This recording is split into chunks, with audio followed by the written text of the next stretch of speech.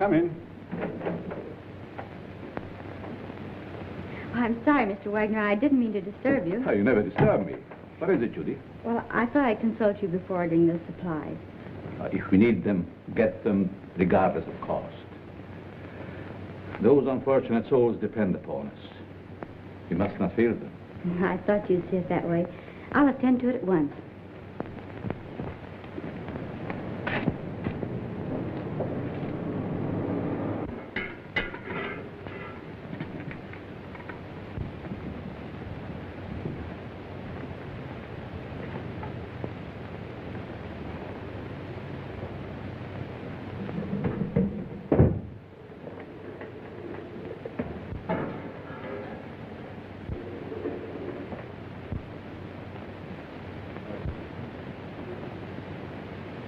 You'd better let me take care of that for you.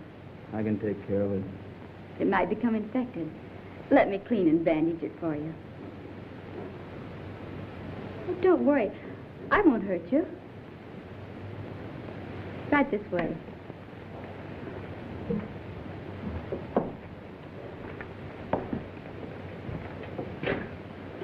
Come on.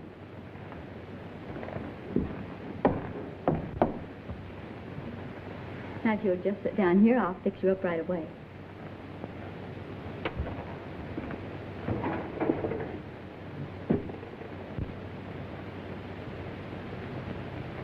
How did this happen? The guy sliced me with a knife. He tried to take my dough. That's too bad.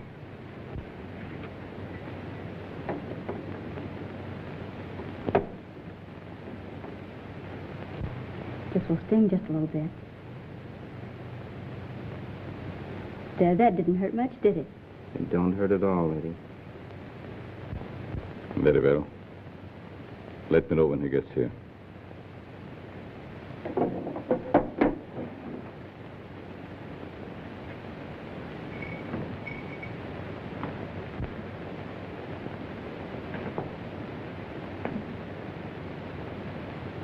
There.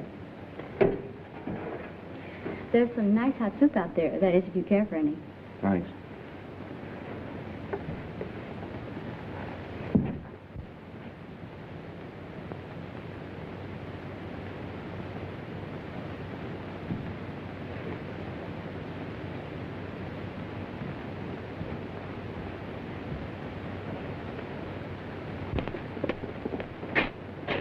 Bill, you and Joe take a look in the pool hall.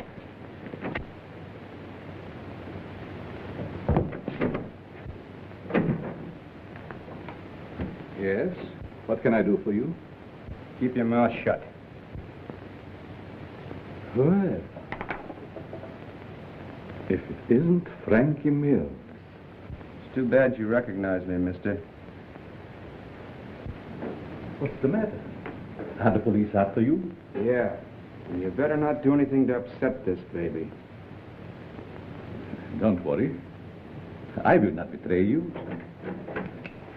Yes? Who is there? Police, open up.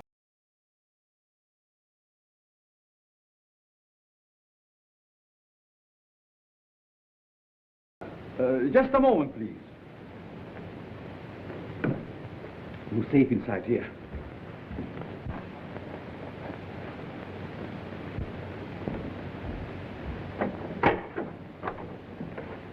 Good evening, Sergeant.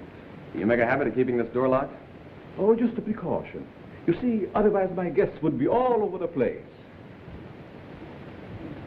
Is there something wrong? Yes, there's a dangerous killer loose somewhere in the neighborhood.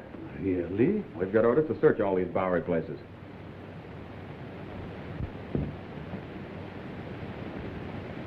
I'd be glad to show you around. What's up there? Just a dormitory. Couple of you boys see what you can find upstairs.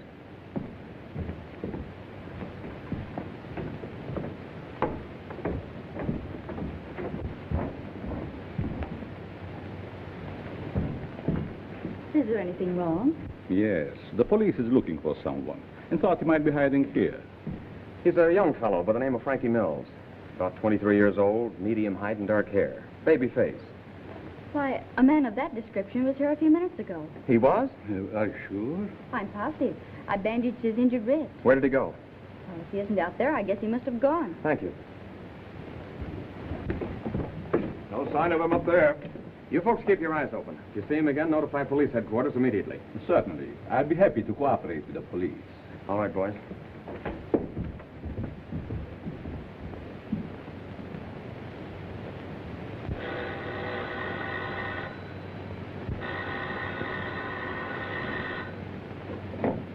Hello? Yes, Mother. But I can't leave now. Well, all right. I'll be home in about an hour.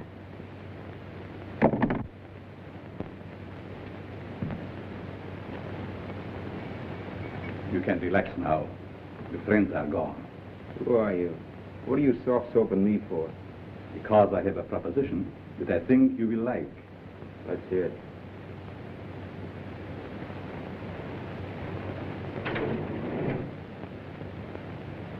What do you do? Make this stuff? No. This represents the difference between my intelligence and the dull minds of my fellow men. What gives with that? Just my house phone. Hello? Tell him to wait. I'll be right down. How would you like to join my organization? Sure. Why not? My associate is downstairs. I want you to meet him.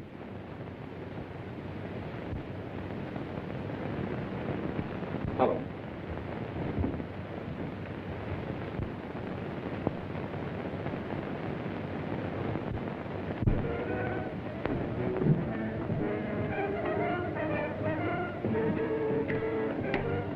Stanton,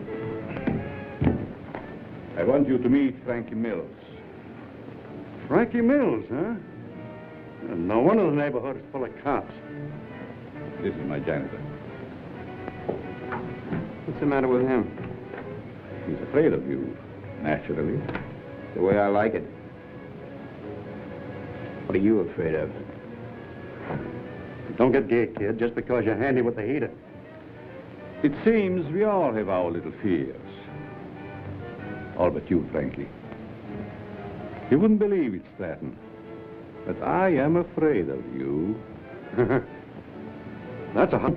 Don't laugh. I'm afraid of you because you lost your nerve. What'd I do? Frankie, if you want Stratton's job, you can have it now. Don't fall for that line of talk, kid. He'll cross you like he has everybody else.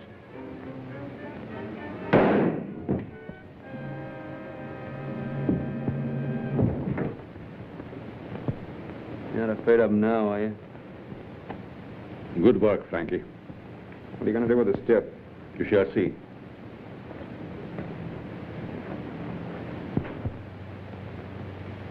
Take care of Mr. Stratton.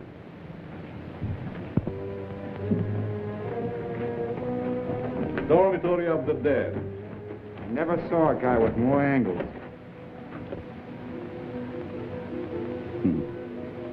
These mildewed skeletons who sleep so quietly now were once my partners, like Stratton. Buck, how often have I told you to keep that cat from desecrating my graves? Let's go, Frankie. Our place is not with the dead. Their work is done. Ours is just beginning. Don't take too long, Doc. Is that guy a real doctor? Yes.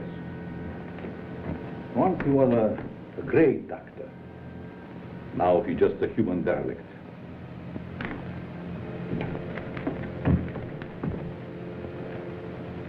Just a derelict, eh? And still a great doctor. And I'll prove it.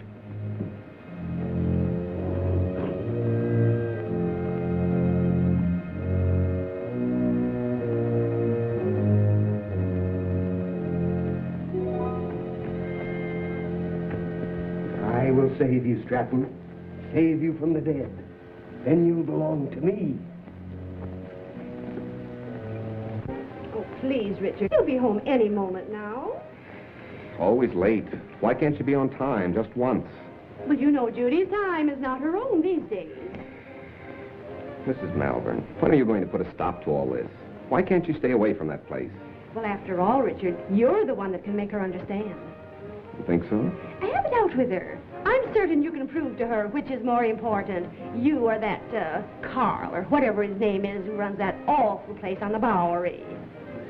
I'll try. Oh, Richard, you're a dear boy. Oh, it'll make me the happiest woman in the world.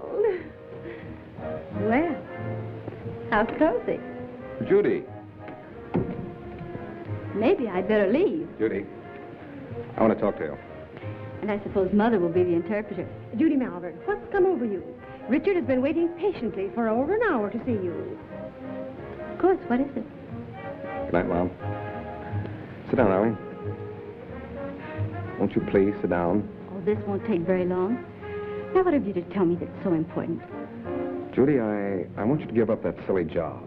Saving humanity. It's ridiculous. And I suppose I should spend the rest of my life on your yacht. Oh, I'm not asking so much, considering that... Considering what? Considering that I don't want my future wife wasting her time and... Your future what? Mm-hmm. I practically told your mother already. Now, suppose you be a good little boy and run along. Come back tomorrow and tell my mother I think you're both having hallucinations. Okay. See now how you feel about it? Let's forget it. Oh, Richard.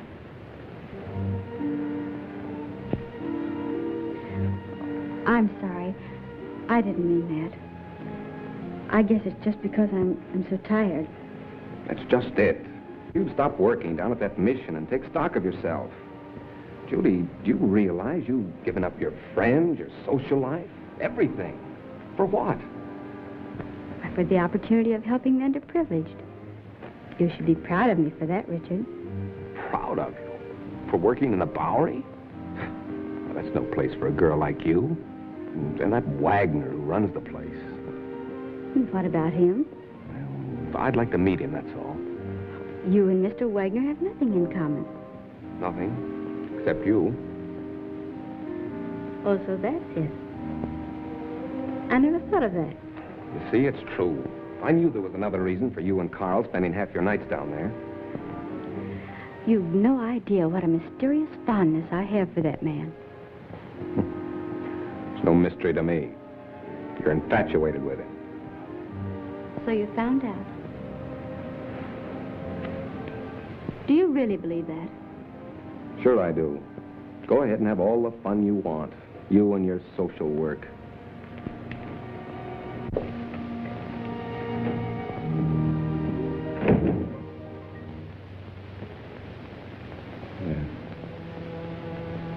Oh.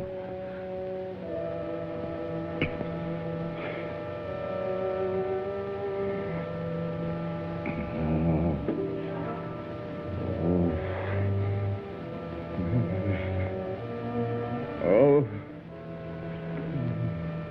Frederick. Frederick. Wake up, darling. Yes. What is? You were having one of those horrible nightmares again. Yes. Is there anything I can get you? A glass of water, maybe? Thank you.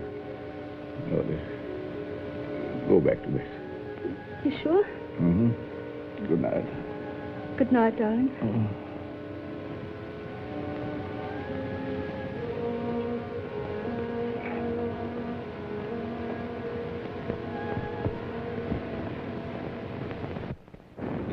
Ladies and gentlemen.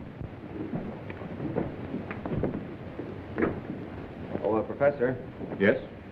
I'd like to ask a question, if I may. Certainly. Well, it's about my term paper. I suddenly realized that I know very little about real people. What gave you that idea? Well, after all, you can't learn about life cruising around on a yacht. You see, I was thinking of writing on what a man thinks just before he dies. It's very unscientific. That's what I mean. So with your permission, I'd like to change to a paper on the psychology of the underprivileged. Very interesting.